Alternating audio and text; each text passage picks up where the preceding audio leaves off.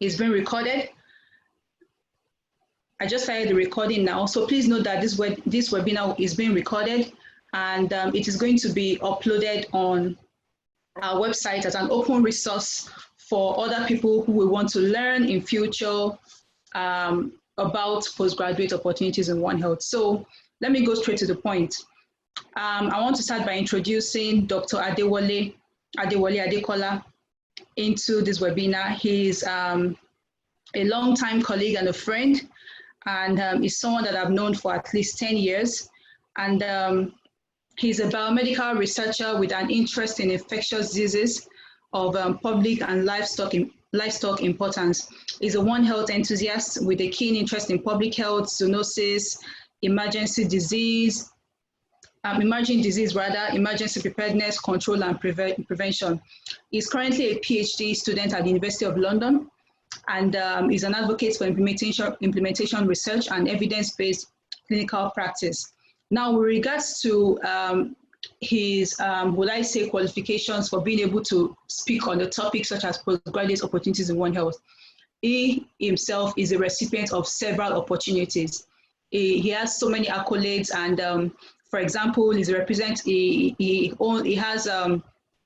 got a scholarship a full scholarship, PhD scholarship from the Commonwealth Scholarship Commission, where he's currently running his PhD at the Royal Veterinary College, University of London.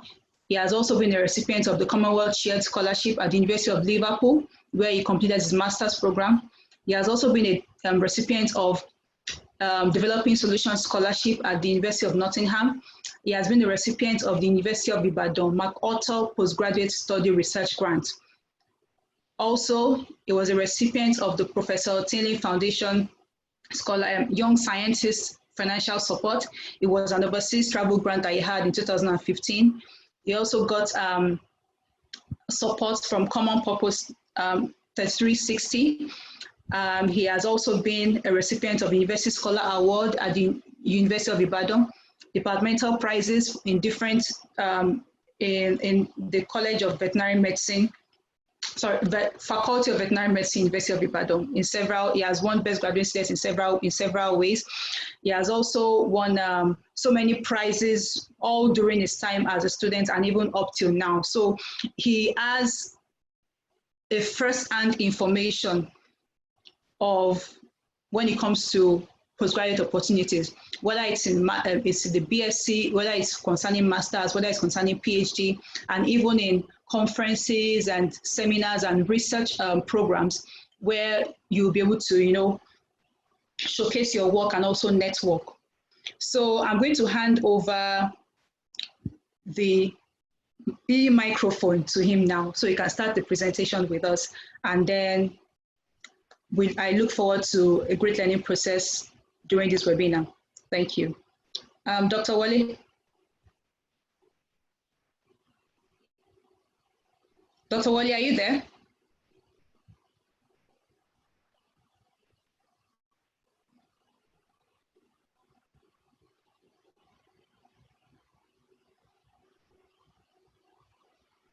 Oh, hold on, please.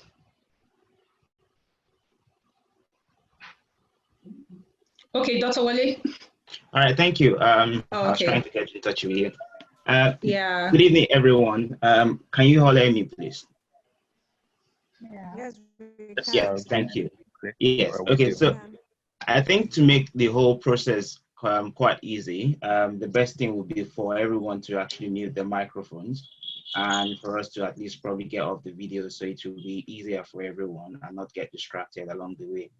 And if you have any question, I think the best strategy would probably to type them, or probably any comment along the way also, to type them in the chat section and probably indicate that it's for the panelists as well, so we can follow the conversation and things can go on smoothly. So thanks to the facilitator and the host for inviting me. It's a privilege to actually be able to talk to you and to share some of my experiences along the way. Don't mind Kiki, but I think she's actually quite fond of making everything look extremely big.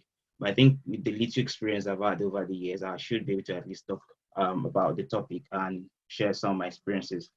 So I think to start with, I know it's we'll probably have like a mixed audience, and in order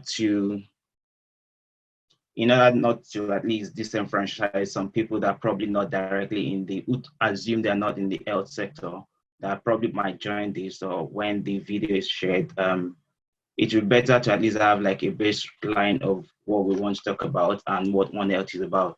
So that's just the outline of what I'll be talking about today, and to cover like a whole series of things about what One Health is, the different postgraduate pathways down to the different scholarship opportunities, both for masters and PhDs, conferences, and a whole lot of other things like that.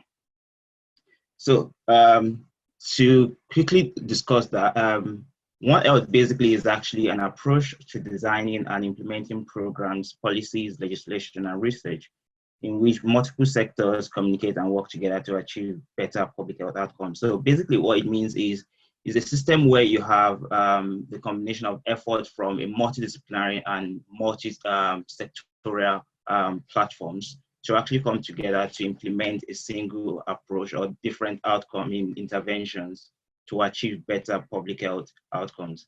I'm sure for some of us that are aware of the definition of health over the past few years, there's this shift from the absolute medicalization of health, where health is defined from the person not being sick alone, or the person not having some infections and all that, but including the concept like how well the person is doing, the person's mental state, the person's socioeconomic well-being as well, and other things that actually define how well the person can maximize their life potential. So because of that whole multifactorial complex involved in health, that's why we have the idea of One Health, which helps to actually talk in terms of how people from different sectors, from economics, from molecular biology, from the ecosystem aspect, from the environment, and even from the population health, medicine, and all those other components can actually work together to ensure health promotion and better health outcomes for everyone. And like I explained, it's actually a collaborative effort which involves multiple sectors, different disciplines working together to ensure the environment, livestock, and human health across the world is actually at the optimal level. So just like I mentioned, One Health actually includes a whole range of things, since we are talking in terms of the complex between human, animal, and the environmental aspect. So it includes things like zoonotic diseases, which are diseases transmitted from animals to humans, antibiotic resistance, which is actually one of the major menaces of our generation right now, food safety and security. We all know that once the livestock production is poor, then that means we won't have access to things like milk, egg, and meat in our market. So that's also how the whole complex works together, and a whole lot of other things through environmental health, chronic diseases, mental health, occupational health, and a whole lot of other conditions like that. So, so even though you probably might think you're not directly doing One Health, in one way or the other, actually, if your research is actually contributing towards human welfare, even if you're studying physics or something, or engineering, and you're probably working on a sewer system to actually ensure better sewage disposal and better sanitation, you are in one way contributing towards One Health. So that's the reason why I think the whole One Health concept is actually applicable to almost everyone, depending on what you're working on. And in terms of postgraduate, so I think with that baseline, we sort of actually like move now towards saying the postgraduate opportunities we'll be talking about today is actually applicable to everyone, and not just to those who think they're really the core people in health, but also to everyone in general. So the different postgraduate pathways actually follows the path I've actually tried to show with the illustration above. And basically, for most of us, actually, it's usually from a bachelor's degree to master's, and then to PhD, and maybe postdoctorate degrees at the end of the day. There are other pathways, however, in case because of the multidisciplinary areas where people switch from one field to the other, and that's the reason why you have some of the other adjunct links where you can move from bachelor's degrees into postgraduate certificate, postgraduate diploma, and along the way into master's or PhD as well. Are we all still together? If you can still hear me, I think you should probably drop a message in the chat. Anyways, let me go on.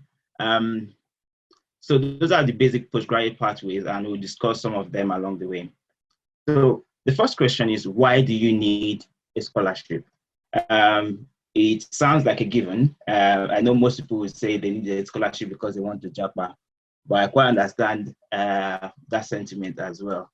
But basically, actually, you have so many reasons why you need a scholarship. Scholarship is not just good because it provides opportunity for you to study abroad. You can get a scholarship to study in your own country as well, which is not a bad thing at all. But some of the reasons why you need a scholarship include things like, one, for the financial benefits, you get money to be paid to study in school, which is actually a good thing because you need something, at least a sort of reward system for whatever effort you've put into your academics over the years. And then another thing is the educational benefit, which is where it makes it easy for you to actually travel abroad to actually study, or even within your country to study in places where you probably wouldn't have been able to afford it. I have friends that are probably studying in Cambridge, Oxford, whose parents or who are from very poor background, who even in the real sense of which would not have been able to afford it in the first place. So those are some of the benefits that comes with you applying for and getting the scholarship. And also in terms of career benefits, actually, there are some scholarships which actually give provision for secure job placement after graduation, which is actually a good thing in our present society where job security and even access to good job is actually a major problem. And also recognition, you get recognized for some of the opportunities you've actually accessed over the year, and career advancement opportunities as well. Most scholarships, actually, most of the very prestigious scholarships tends to have programs in place for their scholars in terms of training, in terms of linking and liaising with other institutions along the way. So it's also a very good benefit. And then you benefit from a broad alumni network, which makes it easy for you to actually get collaboration and partnership with people who probably had actually been through the scholarship, who had benefited from the scholarship over the years, and also in other places. So you actually have a link to people that you can actually always patch on their shoulders to get better opportunities along the way. And then in terms of personal benefits, there's this sense of self-fulfillment that also comes from the fact that you're getting reward. Everybody wants to be rewarded for their effort. So I think one of the things why people always say this thing about who first class help is because most times you don't really see any of the benefits coming for those people with scholarship. But when you actually get those benefits, the sense of self-fulfillment helps to actually justify every effort you've put into it in the first place. And in terms of the other personal benefits, it gives you provision to actually have time for other things because you don't have to bother about money or anything. You only just focus on education. So you have time to actually do other things such as volunteering, internship, and other learning opportunities. And I think one of the things I've learned over the years is it's always easy for you to actually get a scholarship or a grant or a scholarship or internship opportunities once you've actually gotten one before, because it's actually set a sort of precedent that you're capable and you have some sort of competence. So it boosts your own CV along the way as well. So it's just like a game of getting one, opening the doors for other opportunities. So that's about some of the benefits. And then moving on to the next part, I will now talk about, there's this old general myth about scholarships being only specific for those people that are first class students. I always tell people it's a myth. It's not real. It's just one of the things people have actually said over the years. And I think one of the main reasons why it's like that is because most times people with 2-1 or even other grades tend to say, oh, scholarships are only meant for those with the first class. And then they leave it, they decide not to apply and then leave it only for those people with first class. And those people with first class apply, and then you keep perpetuating that whole myth over the years. I always tell people it's not absolutely true. There are loads of people with 2-1, even 2-2 actually, that have gotten scholarships in different organizations and scholarship awarding bodies. And that's born out of the fact that there are different types of scholarships. So oftentimes you have scholarships that are academic scholarships, which is usually specifically designed for those on probably a very high academic stance. And it's a merit-based system where they actually take those people with first class and those kind of things. Yeah, agreed. But then there's also a system where you have the minority and specific group scholarship, where it's designed for people that are probably women, those in the LGBT group, internally displaced people or disabled group as well. So those scholarship is actually specific for them and gives opportunity for them. Then you have the need-specific one for indigent students who are so keen and passionate about studying, but they don't have the money, or the community service one, which is actually designed for those people that are probably focused on one sort of community development project or one of the sustainable development goals. And over the years, they've actually had track record of working in that sector. So I think that's also another type of scholarship.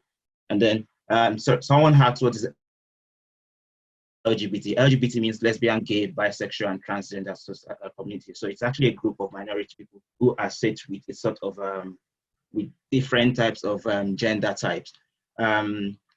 And then you have the national and regional scholarships, regional scholarship, the institution-specific ones, which is actually designed by universities or organizations, and then the activity-based one, creative skills scholarship, which is designed for those probably involved in different religious activities, in art, in music, and all those other things like that. And then the athletic scholarships designed for those in sports. So from that, you can actually see there is actually something for almost everyone. And oftentimes, they are not all mutually exclusive. You can have a scholarship that actually evaluates you based on your academic qualifications, your volunteering experience over the years, your leadership qualities, the fact that probably a woman or a legal, you're from a disabled, disenfranchised population, and also in terms of people from different countries. So I think with that, I think I've debunked the fact that scholarship is only meant for first-class students. It's not. Everyone can benefit from a scholarship, a grant, or opportunity as they so fit and want to apply for. So I think I'll just give like a basic list of some of the scholarship bodies. And this is not an exhaustive list. There's actually a long list of them. And I've actually included in the links, in the reference, a couple of links to some of the scholarship and other scholarship bodies as well. And also how you can actually get information about other scholarship as well. So we have the Chevening Scholarship, the Commonwealth Scholarship, which could be the general one, the shared one, the PhD scholarship as well, the Master Scholarship, Rhodes Scholarship, Fulbright Scholarship, Gates Cambridge Scholarship. Those are actually some of the top scholarships all over the world, even the Erasmus Mundus Scholarship as well. And we have the country-specific ones, such as the Erasmus Scholarship, the DAD Scholarship, and then the Nigerian-specific ones like the PTDF, the Niger Delta Commission Scholarship, and the NIMASA Scholarship. I'm sure so many people actually have never heard of the NIMASA Scholarship, but it's actually one of the very, very prestigious scholarships from Nigeria, and quite a lot of people are benefiting from it. So now we move on to the scholarship application strategy. Now I'm going to actually take like a two-pronged, a single approach to actually talk about getting scholarship, getting grants, and other opportunities together.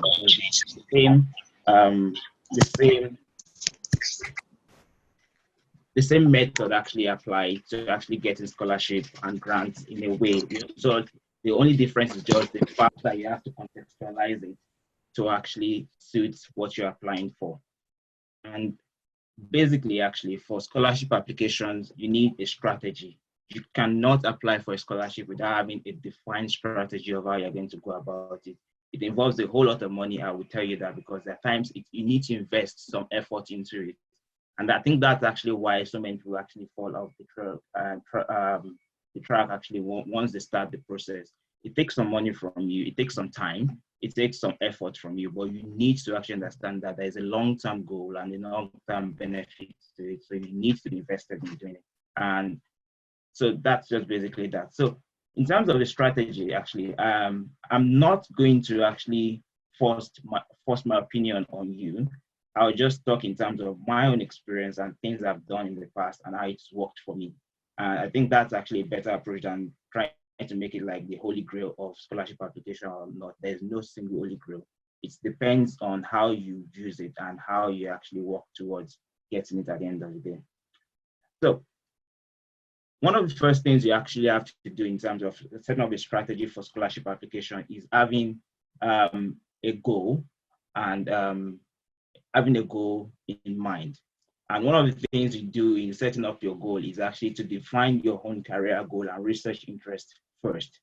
Once you have a clear-cut career goal and research interest, it makes it easy for you to actually come up with your short-term goal and your long-term goal as well.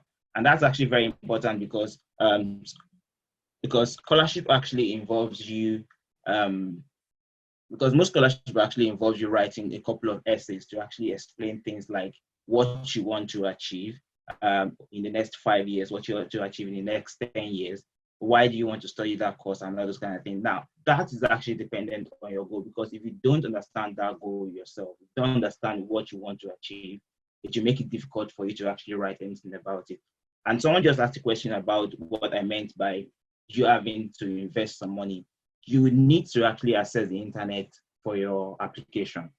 And if you consider the cost incurred in you buying your data to actually subscribe to check online for some of these opportunities, that's some of the costs I meant in terms of how you will have to invest money into it as well. And then there are instances when you'll have to write some exams, which is not always the case, but it's just one of those things. So it's not to put you off, but it's just to let you understand that it takes some sort of investment from you as well. It might actually be very, very little as the cost incurred in you buying your data for your application, buying data subscription for your internet access and those kind of things. That might actually be all you need to invest into it. But just understand that you need to invest something into the application process. And in terms of defining your career goals, that also helps you in coming up with what you call the developmental impact statement. Now, what the developmental impact statement means is you need to actually come from the place of, this is a problem in my society, this is what I want to do to tackle this problem. It might be related to the skill you want to acquire, and that makes it easy for you to actually write your essays and come up with a strategic plan for your scholarship. Then the other thing to do is to actually source for information and network. I think one of the very important thing about scholarships application or grant application is that it's a game of information. You need good information, and once you have those information, it makes it easy for you to actually proceed and do other things you want to do. Because most times you have all the scholarship around, but people are not even aware of them, and that's the reason why so many people miss up some of these opportunities. So one of the very good ways to actually be abreast of this is actually to sign up to some of the scholarship update sites and join groups. Like there are loads of WhatsApp groups, Facebook groups, and even Telegram groups that actually share scholarship information, which makes it easy for you to actually access this information. And also you can also contact previous award holders, people that have actually won the scholarship you're interested in. Now, when you get in touch with them, oftentimes it's easy for you to actually get like their backstories, how they went about the application. Some of them give you ideas on how to proceed with the application and put you through how to actually go through all the process from admission to you getting the scholarship at the end of the day. So that's the reason why it's always good to actually contact some of these people and get those information from them. And there are several ways you can actually do that. You can actually check some of this website, the scholarship you want to apply for. Some of them actually have the information about their past alumni and other people that have won the scholarship. You can go on LinkedIn. Sometimes it's actually easy for you to actually get things like that on LinkedIn, Twitter, and even by basic interaction with people. So like I always say, information is key. Get the information and try to use that to actually start with your strategy. Are we all together? So next, I'll move on to the aspect about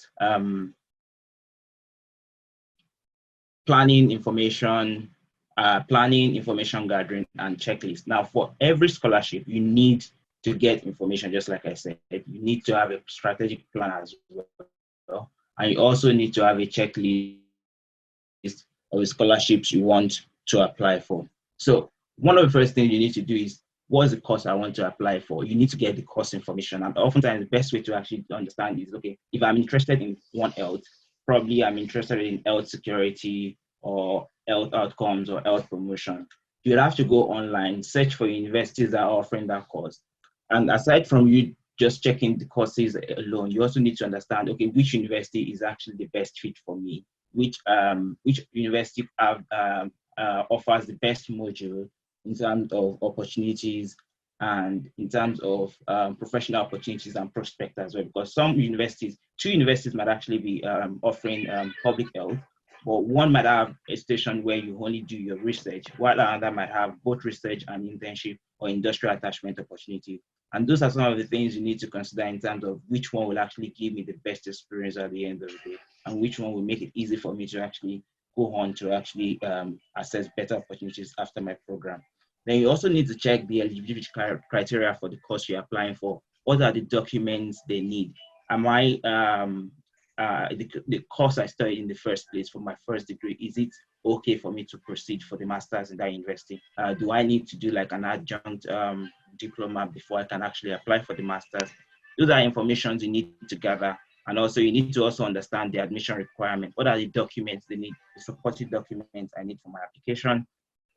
Is there an application fee attached to this application in terms of you getting the admission? Because it's always very important for you to actually get the admission most of the time. For most scholarships, you need to get the admission first before you actually apply for the scholarship. So in getting the admission, these are some of the basic information you need to get.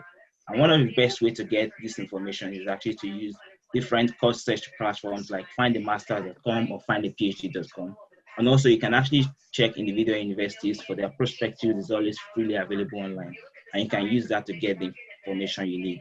And then you also need to actually search for all this information to be able to tie the course windows. In terms of the application window for most universities. Most universities have different times when the application process is open for people to apply. So you need to be able to tie those times and be sure to actually get all those information in place.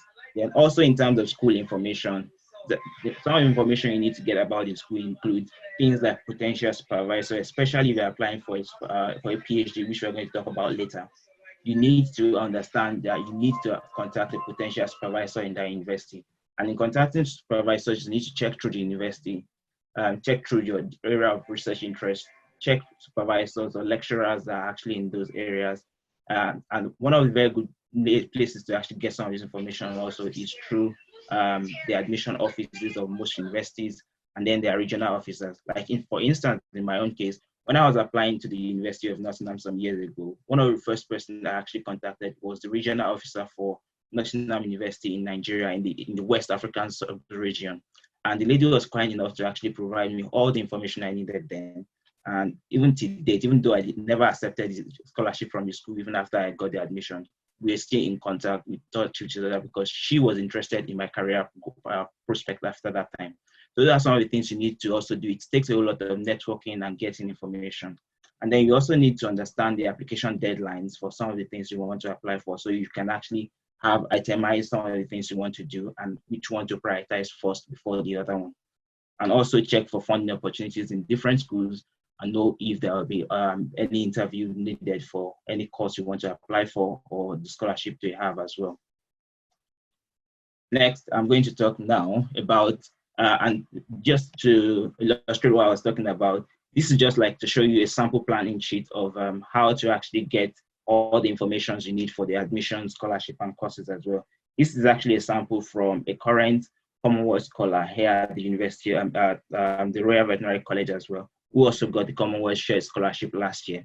And what she did was to actually itemize some of the things, universities she wants to apply to, the countries they are in, the potential supervisors, the fundings available, and all those kind of things. Now, it helps to actually prioritize based on the deadline and scholarship you want to apply to. With this kind of scheme, actually, it's really interesting because you can have a single admission and still use that single admission to apply to 3-4 different scholarships. Like if you have an admission in probably public health at the London School of Hygiene and Tropical Medicine, that can actually still be used to apply for the internal scholarship at the university, the Commonwealth Shared Scholarship, the Chevening Scholarship, and which all boost your chances of getting one, because at that point, you have multiple entries in different places. And I must tell you that people that actually get close to 3, 4, 5 different scholarships in a year and actually all end up with the choice of picking one. So it all takes how well you're able to invest the time and the effort into coming up with this whole plan and then getting the information you need. And then also you need to get your supporting document. It doesn't really, it's always better when you are well organized in advance. So you need to get some of the documents you need for your application, for both for your admission and your scholarship. And some of the basic documents you always need to actually get includes your international passport, your transcripts, your certificate and curriculum, and your CV. Now, I always try to tell people in advance that always process your transcript and your certificate as soon as you leave the university. Because we understand the system in Nigeria, it takes a whole long time and a whole long process for you to get some of these documents at the end of the day. So it's better for you to actually get them as soon as possible before you need them. And if you don't have them now, I'm actually advising everyone, try and start processing them now so you can actually get them, because it can take, there are times when it takes a long time for you to actually get them processed from the school. And another thing you need to also do is you ensure that the documents are in the right format. So if the website requires you to actually upload your document in a JPEG or a PDF or doc format, you need to actually have those formats all arranged and use the right format, because that's where people get frustrated. When the website is requesting for PDF and you're uploading JPEG or a picture or an image, it definitely won't take it, and people get frustrated at that. So you need to get the right format and the right size of a document. And then you also need to label your document properly, because it helps the person collating the document at the end of the day, the assessors, to actually know whose document is which is also, it also speaks well about your organizational skill and how well you coordinate yourself. And also in case you're applying to a university that is not probably, a school or a country where the official language is not English, or probably you study in a place where the official language isn't English, probably you study in Egypt and your transcript and your certificates are all in Arabic or other languages, you need to translate them accordingly so you can actually upload them. There are facilities for that, and they're often prescribed based on what you're applying for. And then also you need to also consider if you need to write any exam for your application. There's some applications that requires you having some sort of standardized test like GMAT or GRE. I know recently there's been a reduction in the demand for that in even North American universities like in the US and Canada. But nonetheless, you need to know in advance if it's a requirement for whatever you want to apply for, and get that done in advance. And also the same thing applies to English proficiency tests such as IELTS, SPT, and TOEFL. Those are basically English proficiency tests, like tests to actually evaluate your proficiency in speaking English language. And some universities tend to actually request for those. Now, there's a caveat to that, because while some universities request for those exams, like the English proficiency test, it's possible for you to apply for a waiver when you're applying as a Nigerian or from an English-speaking country. And there are instances when people do that, to actually, all they have to do is get letters from their universities stating that the language of instruction for their master's or undergraduate degree was actually in English language. So you can get a waiver for that. But like I said, if you can invest the money in it, and if you can write the exam, it's better just write it and have the result. Are we still together? Next, I'll move on to things like references and deadlines. Now, both for your admission and for your scholarship application or your grant application, you'd always need references, and that would always be deadlines. Now, for your references, you need to get people that can actually talk about you well, people that can actually talk about you well, that can actually talk about you very well in terms of describing your competencies, both your academic, leadership, and professional competencies. They can talk about your character, your potentials, and your drive. And oftentimes, it might actually not be, some people might not want to accept it, but for some programs, it's better when you actually pick people that are well recognized for your references. Well, if you can get the very, very big professors to write a reference for you, get someone that you know will be able to give an honest response about you, that can actually write something well about you as well, and not someone that the presentation of the person will even put the assessor off while trying to read your application. So that's some of the things you need to consider for references. And there are different types of references you can get. You can get the academic one, the personal one, and the professional one. or please don't use your uncle or your brother. I mean, don't use your brother. You can use your uncle if you've worked with a person, but don't use people that you share the same name with, because it doesn't, the objectivity might actually not be there that when the assessor is assessing your document and saying, oh, the same surname or the same name, might actually be okay, saying the brother definitely won't say something bad about him. So in order to actually give an objective opinion about you, try and get someone who is not directly related to you. And then in terms of a deadline, don't be like don't procrastinate about your application, which is the reason why you need to plan in advance. Get all the lists together of the schools you want to apply to, the programs you want to apply to as well. Apply early, stick to the deadlines.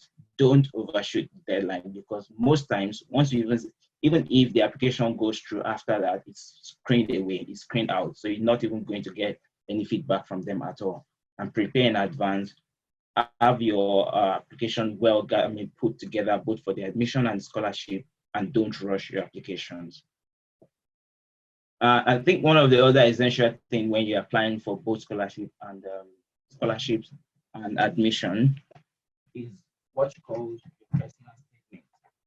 Now, personal statements and scholarship essays are very similar, but what they basically do is they tend to actually form a major crux of your application, because it tells the person assessing or the person reviewing your application more about you. And personal statement basically is just like the name implies, is a statement about you that actually tells who you are, what your driver or what your drives are, what you want to apply. I mean, what you're applying for, why you're applying for it, what you hope to do with whatever you're applying for, and those are things like that. So before I continue, someone asked, what's the difference between academic and professional references? Academic references are basically references from your lecturer and your supervisors and people like that. While personal references are people that can actually comment on your personality. So there's some scholarships that request for those things. So back to what I was saying about personal statement, there are different stages involved in your writing process. You need to first brainstorm, have an outline of your, after brainstorm about the question. What are some of the things I need to put into that? And then next you move on to your outline and paragraph structure. And then next you talk about the, and once you have the outline done, because each essay actually comes in terms of like a question. It would ask you, it might be a question like, how do you intend to apply the skills you acquire in the course of your program in the next 5 years? Now you need to understand the keywords under that and then use that to develop an outline and then come with your first draft.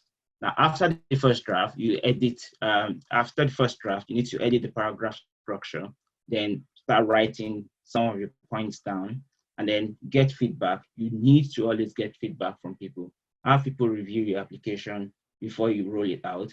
And then you need to, after it's been reviewed, you need to also revise and edit whatever you've written, brainstorm about it further, and then put in the final touches to it before you have submitted.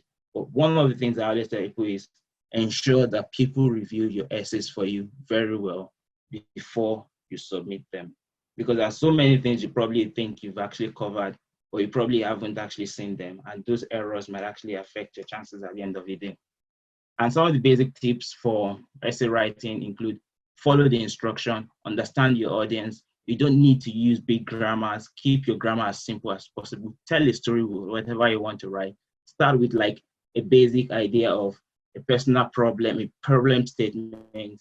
Go on to talk about how you've acquired different skills over the years and things like that. So you need to tell a story with your application, and then break your essay into keywords and use those keywords to actually develop the paragraph structure. Have very clearly defined paragraphs. You need to sell yourself very well. Stick to the word count, have it peer reviewed, proofread your essays very well, and please do not plagiarize, do not copy another person. Just write your own thoughts, write your own ideas. There are loads of templates all over the website, but all over the internet, but do not plagiarize them. And then here is just to show you a basic structure of a personal statement. You have things like the first paragraph, and this is actually just my own structure. So you can actually adopt any other structure you want, but it's just to give you an idea of how I usually run my own personal setting. First, I go from the point of an opening story or a statement problem, then talk about my career goals and previous experience in the second paragraph. And the third paragraph, I talk about why I want to apply for the master's or the PhD or the research I'm interested in, why I'm applying to the school, what are the skills I intend to gain. And then the fourth paragraph, I go on to talk about plan upon return to my home country, because most of the time when you're applying for a scholarship, those scholarships are intended to actually develop your country, especially scholarships like Commonwealth or Chevron scholarship. They're intended to develop your home country. So you need to talk about how whatever skill you acquire, you are taking it back to your country to develop your country, and how you intend to apply the skill acquired. And also talk about the outcomes and have a closing, outcomes you get from solving the problem you already stated in paragraph 1, if you apply the skill you talked about in paragraph 4, and then you end up with a closing statement. So that's just the usual flow. And next, another thing we need to talk about is your resume or your CV. That's actually it's not always the case, but there are some applications that require that you submit a resume or a CV. And one of the things you need to understand is there are different formats for resumes and CV. And always stick to the structure or the format recommended by the awarding scholarship body or by the scholarship body and agency. For instance, the Erasmus Mundus scholarship is an European-based scholarship, and most times they require they have their own specified CV format that they want, which is, I think, the Europass CV format. So you need to know all those things and then use the right one. Then in terms of document format as well, you need to use the right document formatting. The order of your skills and experiences should preferably be in reverse chronological order, stating the most recent ones first and then going backward. And then you need to highlight the skills and experiences that are most applicable to whatever you're applying for. Be concise and brief, use bullet points and spacing, and all those other basic things that can actually make your CV look very, very legible and easy to read. And then use appropriate language, contextualize your CV to match the application whatever you're applying to, and show you have demonstrated very good evidence for whatever you're saying. Don't lie, just go straight to the point and talk about things you can prove. And here is just an outline of some of the basic things you need to have in your academic CV. I'm sure you can always get some of this information, your things like contact details, your profile, your education, and all those other things like that. And then your referees. Some people always say you don't include your referees, but I always tell people it's better you put it there. If they don't want it, they'll overlook it, but just put it there. Especially when you're applying for something and the professor, you put in a professor who is probably like one of the leading authorities in whatever you're applying for. Oftentimes it shows some sort of confidence in your application as well. And then also about contact details, some people will claim, not contact, your personal details about your country or nationality. In cases where you're applying for things like a scholarship that is specific for Africa, putting those information there is very, very important. So I would always recommend you put those things there. And just to illustrate the fact that there are different scholarships and the pathways for each scholarship is quite different. You need to understand that each scholarship have different formats, different modalities in terms of their timeline. So you need to know how those timelines will follow each other and some of the requirements for each one. So this is just like a draft of the timeline for the Chevron scholarship in 2018, which seems quite straightforward. In this case, you'd have the interview period after the application has been submitted and application has closed. And this is actually another one, which is actually from another university, which seems more, for another scholarship, which seems more complex. So like I was saying, there are different pathways, there are different ways some of the scholarship applications are structured. So you need to understand each one. That's the reason why you need to actually get in touch with other people that have actually applied for it in the past. Read enough, get enough information before you start so you can know what is required at each step of the application process. So the next thing we want to do is talk about how to approach research supervisors for research opportunity. I know this is actually very important for those that are applying for PhDs. And one of the things I always say is, one, you need to define your research interest first. And before I continue, I think it's very important for everyone to actually read that publication. It gives like a brief idea of some of the things you need to do when approaching supervisors for research opportunities or to supervise you for your PhD. First, define your research interest, identify supervisors in that particular area you're interested in. And one of the good ways to do that is to read their publications, search the schools and see some of the different researches they're conducting and people in charge of those research. Next, you make inquiries about research opportunities in those areas. And when you're doing that, that's when you send an email to them. Now, the email might take you a long time to actually come up with a good draft, but ensure you write it as clearly as possible, be well articulated, sell yourself well, be concise, contextualize whatever you're writing to actually suit the research and the person you're talking about, you're sending the email to, and then include your CV. One of the things I always try to tell people is PhD supervisors are actually really, really very busy people. Most of them have loads of things from tenure to research and present students. So you want to actually get their attention from the start and be able to actually engage them. Another thing you need to also find out is information about funding ideas. Like in my own case, when I applied for my PhD, my supervisor had funding for just European students or UK students. What I did then was actually getting in touch with the supervisor and explaining to the supervisor that I would want to apply for my own funding myself. So that's also another way to actually do it, where you can actually pitch to the supervisor that you apply for your own funding, so as long as they're interested in working with you and supervising your research. So that's another pathway. Whereas in some cases, some people get studentship that is actually funded. So all you just have to do is tell them, I'm interested in research, and that's how to go. So you can go through different pathways. The most important thing is have a defined idea of how you want to go about things. And then next, you also need to come up with a draft of your proposal, which at times you need to work on it alone, or you might actually work on it in partnership with your supervisor. And there are other information, sort of information you can also check to get more information about how to apply for PhD. So next, I will be talking in terms of other opportunities like attending conferences, symposiums, and workshops. And to be frank and sincere, the meetings, all these academic meetings all sound alike. They're part of the postgraduate opportunities as well. They all sound alike, but the most important thing you just need to take from it is the fact that they're usually specific or broad in terms of their scope, and they're designed to actually target specific topics in your academic field. And you can actually have them as seminar, conferences, symposium, workshop, forums, and congresses as well.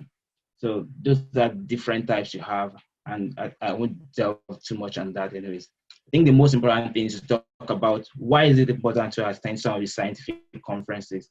I think I forgot to mention it earlier. One of the things I think is also under the CV is it's always very important for you to at least include things like conferences you've attended in the past in your CV if you've had any. And then it speaks about you when you're applying for an academic position or scholarship or admission, because it shows that you have interest in the field and you've actually been working in that area, meeting people, presenting your ideas as well. So some of the importance of scientific conferences include: one, it gives you the opportunity to present your paper and get feedback about your research, disseminate some of your research findings, and also develop your scientific communication skills through the process. Also, it helps with publication, because there are some conferences where everything you publish there, you submit to them. After it's in peer review, get published as well. And then give room for networking opportunities. There are loads of people that actually got collaborators, mentors, and even supervisors for their PhD through conference attendance. So it's a very good thing to actually explore those opportunities. And then also it exposes you to changes in the field you are in. It makes you know who is who in those fields, the experts there, and also keeps you abreast of latest scientific breakthrough.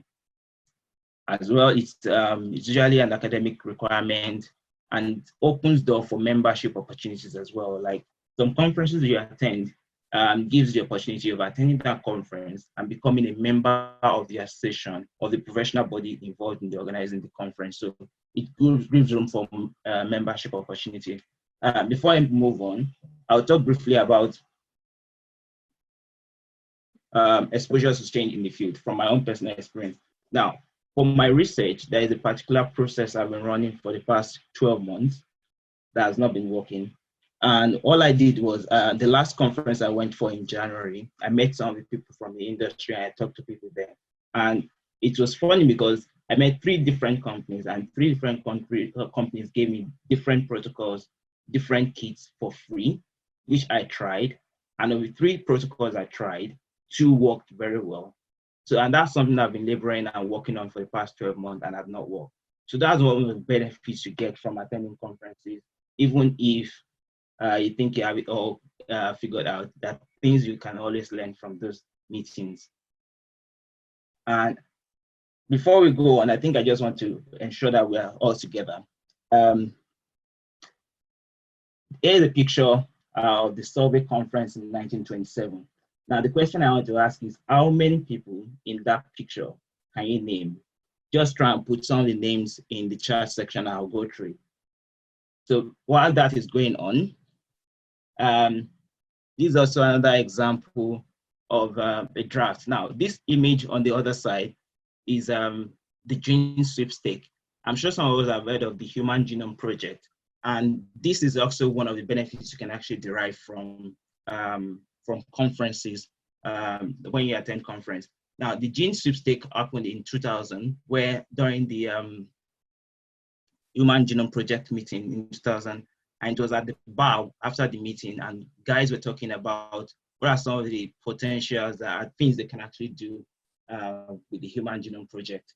And what happened was a bet was actually set up to actually define what was the total number of gene in the whole human genome altogether. Because at that time, nobody actually knows the exact number of gene in the human genome. And the bet was actually set up there at the bar when most of the scientists were actually having a drink, socializing after the conference. And part of the things that happened was they had this bet and one person won it at the end of the day. It just goes to show you that aside the conference itself, people also get to socialize and engage in different activities that helps to boost their career and also push science further at the end of the day. I can see quite a lot of people actually got the name of some of these people very right. So I'll just push in the name. So yes, you're right. We have Albert Einstein, Madame Curie, Pauli, and some of those names actually, you can actually tell that they are very, very strong people in the field of physics and chemistry. And these people are actually shaped our present notion of science and technology as a whole.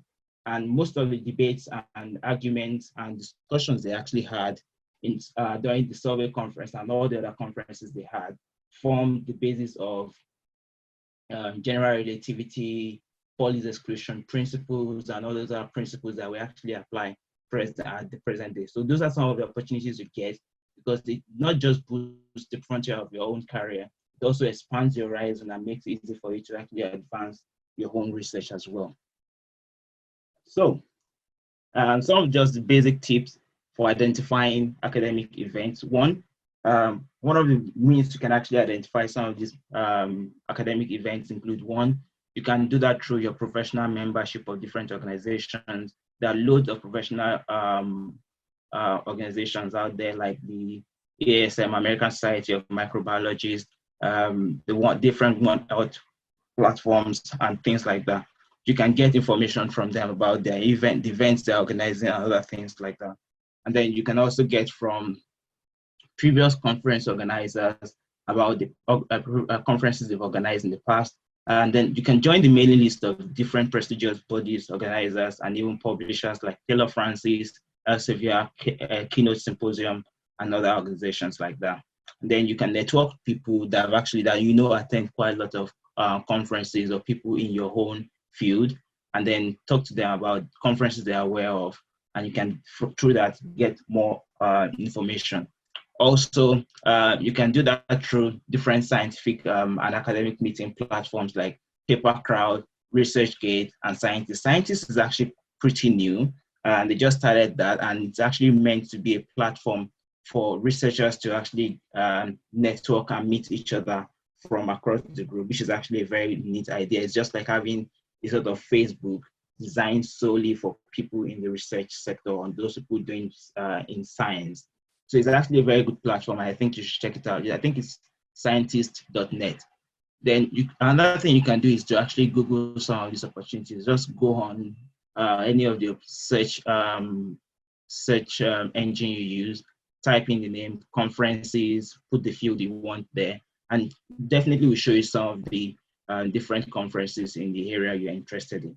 However, we need to be very careful of different conference camps and academic events camps. So there's some basic things you need to always ask yourself before you apply for any conference. One, you need to look in terms of the names of this conference itself, the website, and some of those other information that might actually be able to actually sign as the flag to make you know if it's actually genuine or not before they take your money and just disappear. Or probably you end up traveling for a conference and you realize at the end of the day that's just one shady sort of meeting at the end of the day. I've added a link at the end of the presentation that actually details some of the things to look out for, and also how to assess better opportunities for academic events. And also, because we know it's quite expensive to actually travel for some of these conferences, there are different ways of assessing travel grants. You can do that through different conference bodies. They tend to have their own funding available. Different research councils and charities tend to provide funds. Research funds related to your research of interest also are usually available for you to access travel grants. And then there are also alternate travel grants, such as schools, businesses, and institutions providing such grants for their staffs, for their students as well. And then there are quite a lot of funding sites out there that you can also check if they fund the kind of conference you want to attend or the programs or events you want to attend. I've added a link to that also in the reference section.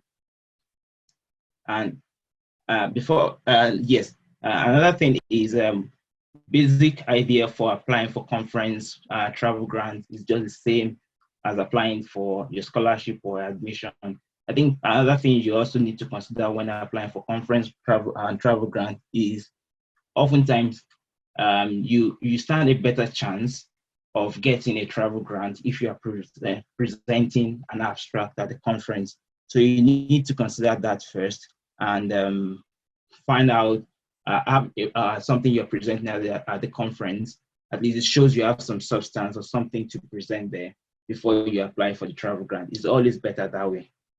And after all that is done, at least you've put in all the effort into getting the information, applying for these things. You also need to come to realization of something. I think this is a chart of the Maslow's hierarchy of needs. And while it's also very important that victory loves preparation, you need to prepare. You also need to consider the fact that you need to pray to whatever God you believe in. If you believe in God, you need to pray to God to actually get favor, because at times when you have some very, very bad guys all over the place that have very intimidating credentials and CVs as well, but the favor factor works in some people's favor. At least I'm a living testimony of that. So you need to also have that in mind and also pray very well. And like I mentioned, there are quite a lot of different scholarship update sites and awarding bodies, and I've added some of the links there. I think the slides will be shared with people, so you can always reference this and check out some of the opportunities available. And these are some of the different scholarship groups that I mentioned as well, where you can get information about scholarships around the world. And some of the links also with respect to some of the tips about writing your essay, writing your personal statement, funding opportunities, and how to assess to get the best out of travel grant applications. And then also some here's some links to help you when you need templates of personal statements and essays for different applications. Thank you very much for listening. I hope we are all still here together. Thank you, Dr. Adewole Adekola. That was a very wonderful presentation. Even I learned so much from what you just presented.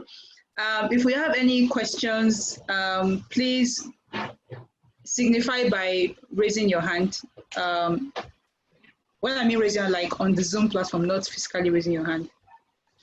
Or type it in the message box.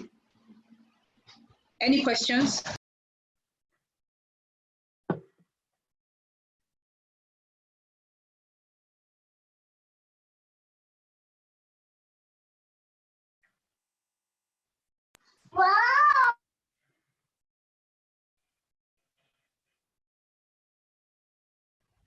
Do we have any questions from anybody? Okay, sure. Oguyemi has a question. Let me unmute you.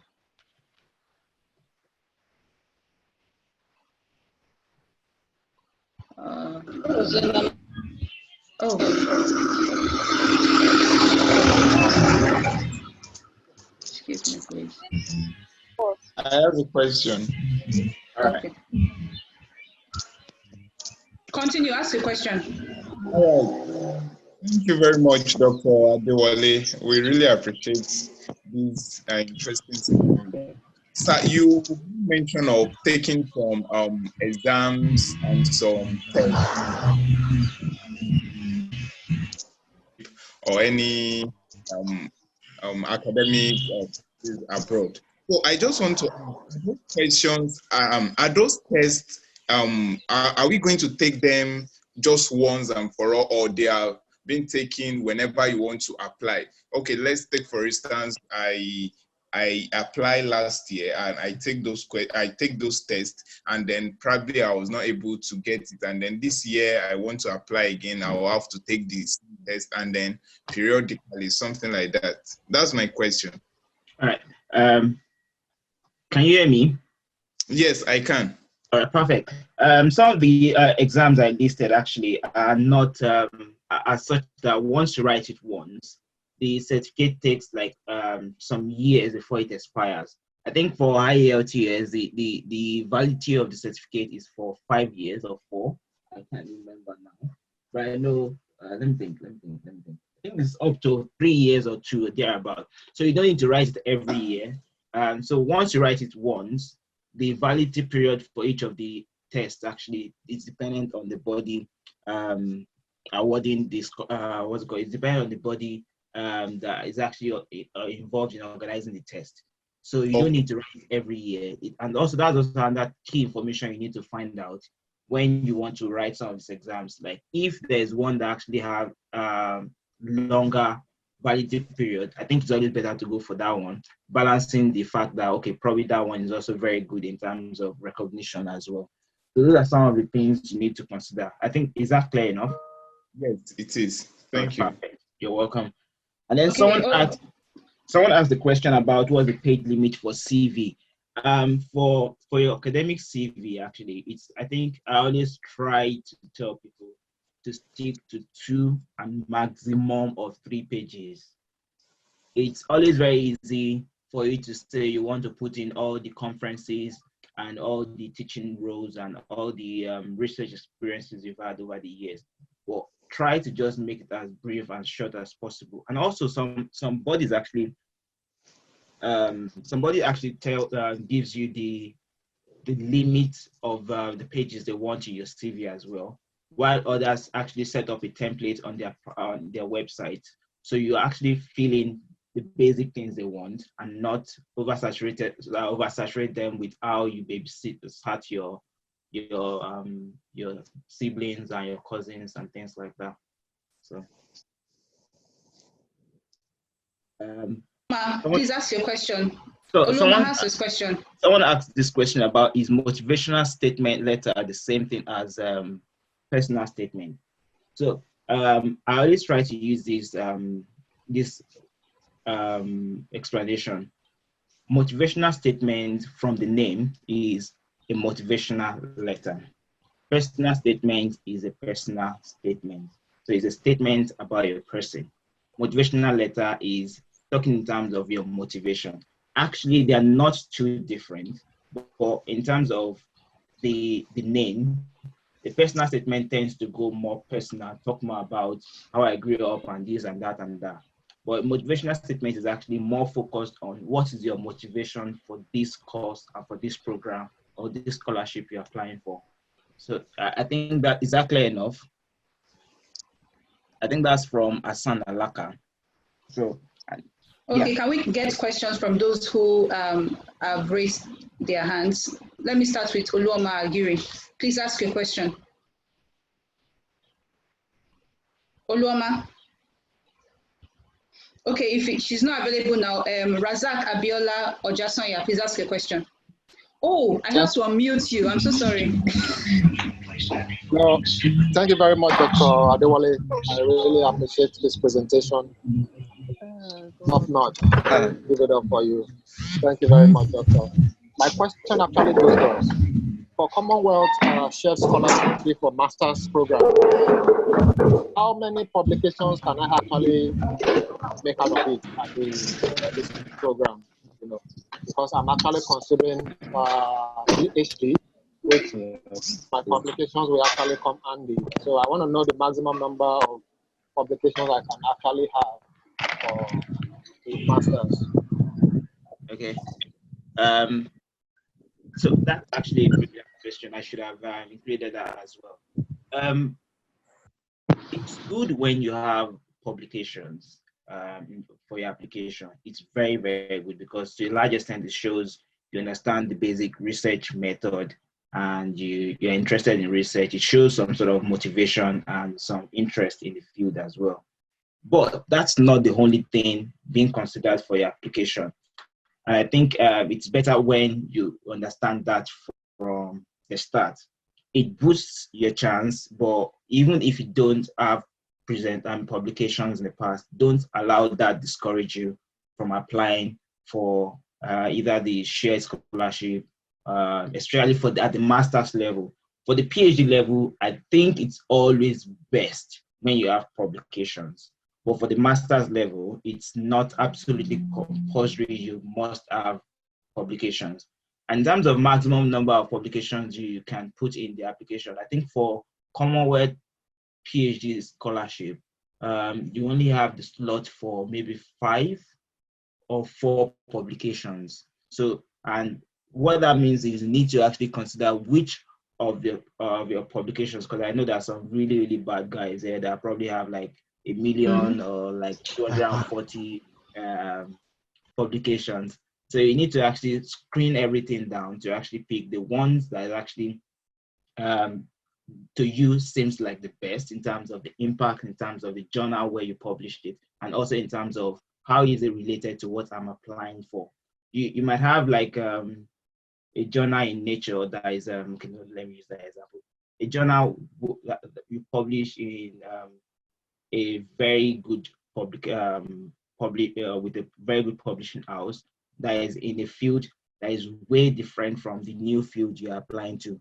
So oftentimes it's better to pick those ones that are closely related to what you're applying for, especially for people that have actually switched fields or probably done research in different areas, to pick those ones that are really, really contextualized to what you're applying for and shows some of the research skills you need for whatever you're applying for. So if you're applying for a qualitative or a lab-based research, it's always better for you to actually include more of those publications in that shows your lab-based skills and your quantitative research skills as well.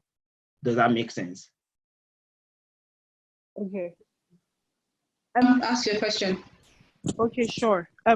Thank you, Doctor, for the lesson. So I have 2 questions. The first one is, when you're considering schools for a master's program, how exactly will you get information on employability after the program? Because you talked about you have to consider rep of the school and of the course and the chances of getting employed with that degree. So what sort of steps will you take exactly to know how much this degree will help your employment chances? And is it better to prioritize the reputation of the school over the reputation of that course? You know, because some schools are very popular and prestigious, but there's not much info on a particular course you're interested in studying. So should you just follow the big name of the school and apply to that school? And my second question is about the conferences. If you're a new professional, say you just finished from school, like maybe within a year period, you've not gone very far in the field, how important are these sort of conferences for you? Because when you probably go there, you meet a lot of older, more experienced people. So is it very relevant for someone who's just fresh out of school, or should you just go ahead and do the whole thing? Thank you.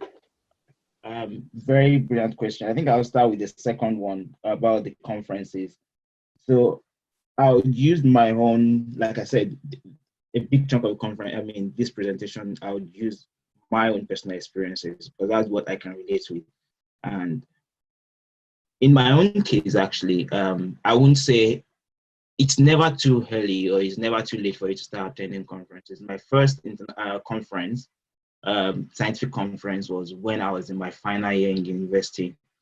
And I remember being there in the middle of like loads of grown-ups, and to a large extent, it gave me some sort of confidence to actually want to do better the next time. My presentation was not the best, was not the absolute best, because half the time I was actually shaking when I was talking to the to the people there. But I think it's helped boost my confidence over the years, and I met quite a lot of people at the conference. It was the Nigerian experimental biologist conference and things like that. And I met quite a lot of people there at the conference, and presenting my own small research, which was done in partnership with my supervisor then, actually helped me to actually develop certain skills like how to talk to, address the audience, how to get their feedbacks, and also relate with whatever they're doing. And it also helped with actually developing other research, which I worked on afterwards, because there are so many things I actually heard at the conference that helped a whole lot when I was thinking in terms of, oh, this is actually how to do this is how to do this, and things like that. So it's never too early for you to start attending conferences. And back to the point I made about abstracts as well. Even if you don't have something to present, and you feel that field is actually quite relevant, or the conference is relevant to your area of interest, the things that will be discussed is relevant to your career or your area of research interest, I think it's actually a good thing for you to actually attend those places, and you never can tell the people you will meet there and the opportunities that would actually open for you. So that's that about conferences. In terms of employability, different universities tend to have information about some of the adjunct qualifications you can get when you actually finish that program. Like that's where I was talking in terms about some of the prospects of internships and research experience and things like that associated with the course. And also the universities tend to also give you information about the career prospects afterwards. And most universities abroad, outside Nigeria or in the UK, in the US, tends to have facilities for linking up the alumni and those people in different sectors with those that are working in different areas. So those are some of the things you can actually explore. It's not mutually exclusive where you have a big name and career prospects. But I think one of the things I always tell people to prioritize is prioritize your research interest and what you're interested in first before you consider the name of the university. That will be my own personal bias, because you don't, especially when it's a PhD, you don't want to do a PhD in Oxford because of the name and you don't like the research. If you don't like the research, you will be frustrated. So it's always better to actually prioritize your interest first and see how you can actually balance that at the end of the day. You might get this, what's it called, the PhD in a university that most people don't know. But at the end of the day, you might still be able to get a collaboration in the very, very big university you're interested in. But always prioritize your interest and what is strongly in line with your career goals and prospects at the end of the day. So I think that's what that's my own objective opinion about it anyways. But I think that's always the best. But oftentimes not usually mutually exclusive. If you're applying outside and in most of the schools, you tend to actually have different information for different things. So I hope that answers the question.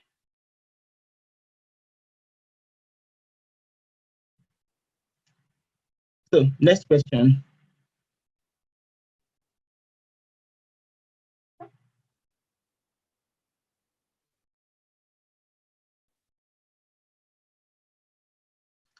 Hello? Hello? Iyola, please ask your question. Okay. Good evening. Thank you so much, Doc, for the presentation. I have just one question. One of my own greatest challenge trying out applications for scholarship is the essay part. Is there any strategy in writing effective essays for scholarship applications, or is there any? I've read so many articles on writing essays effectively, but I don't think I still get it right. So I would like if you can shed light on this. Yeah. I can actually understand why the essays are actually very, very difficult for people. It's a whole lot. Writing is never easy. But I think the thing is, the more you write, the better you get at it. And one of the very good things that help with academic,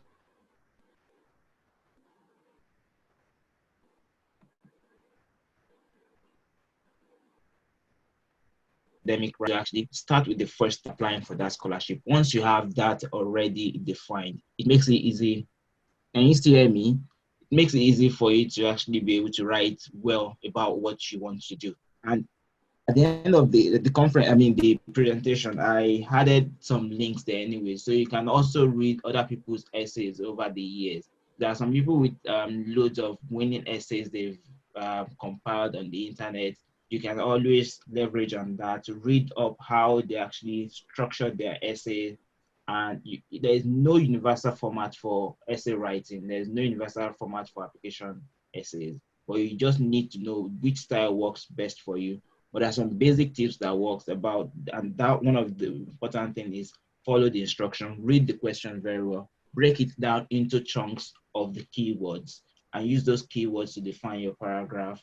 And from there, you find it easier to actually write. I hope that works. Yes. Okay. Thank you. Okay. Adewola, please ask your question. Please, we'll take two minutes for each question because we have to close by 4:30.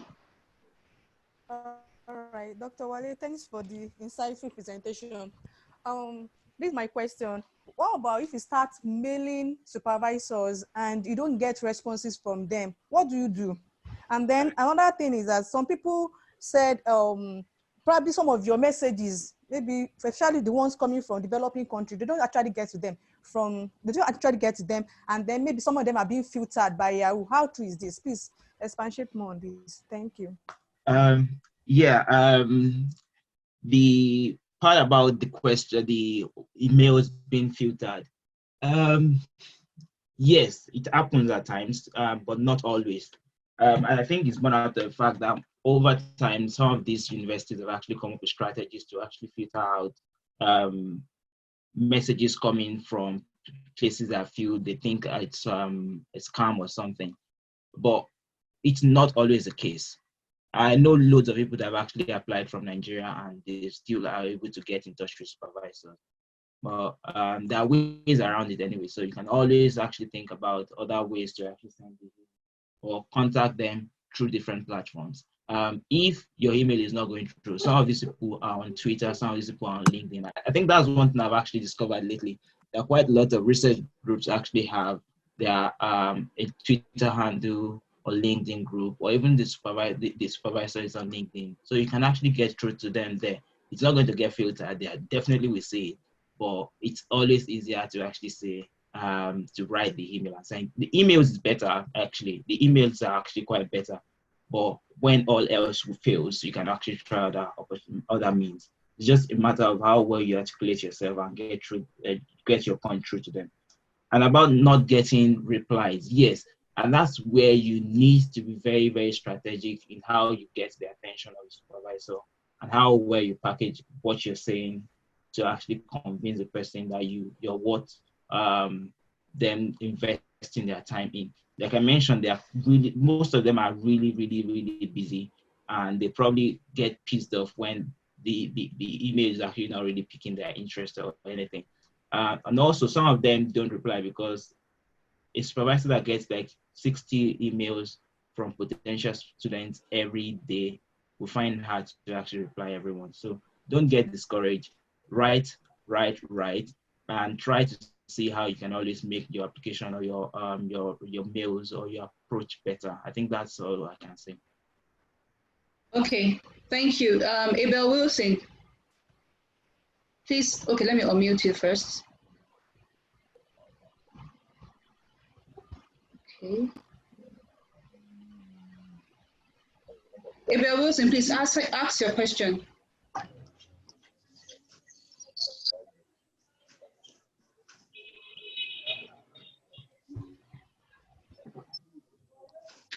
I'm not sure why Anwar and Abel Wilson are not being unmuted.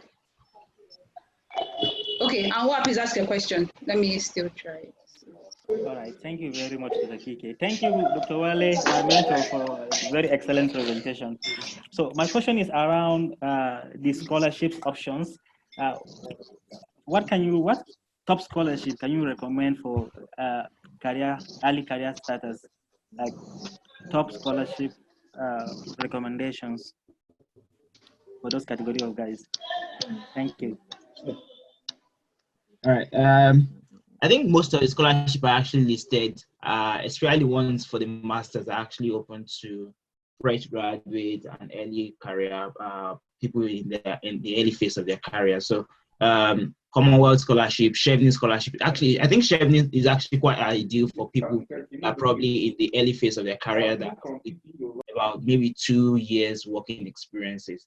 So I think that's also a very, very good one to explore, because as opposed to Chevening scholarship that is actually solely concerned about your academic qualifications and things like that, Chevening tends to put a high premium on the fact that you're working or you've been working for at least 2 years and you have track record to actually show you are actively employed.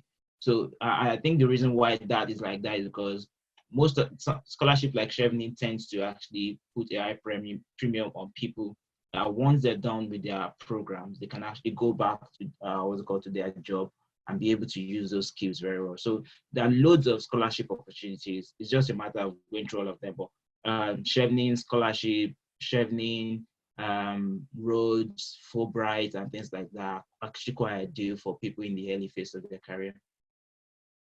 So I also want to add that these slides are going to be shared later on after when we conclude the meeting. And I think there was a link that Dr. Wale wrote, or there was a slide that contained links of so many scholarship opportunities that you can always browse through them and check and see which one is more applicable to you or to your career. So I think that will work. I think Abel Wilson actually muted himself. Oh, and he's left. Okay. So as I can see, we have come to the end of this webinar. And thank you all for joining rather than coming. Thank you all for joining the meeting, and I hope we all learned a lot. If you need to reach Dr. Wale some other time, I would be sure to. I think is there a link to your email? Is your email in the slides? Yes, it is. The last slide. Okay, so you can always contact him personally. Yeah, and he's on Twitter, he's on LinkedIn. So, and he's a very, very amiable person and someone that you can always reach out to anytime you want to and give you loads of information you want. So thank you so much, and we will meet later at another wonderful webinar. You're welcome, everybody. Thank you. Bye-bye. Bye. Bye. Thank you so much.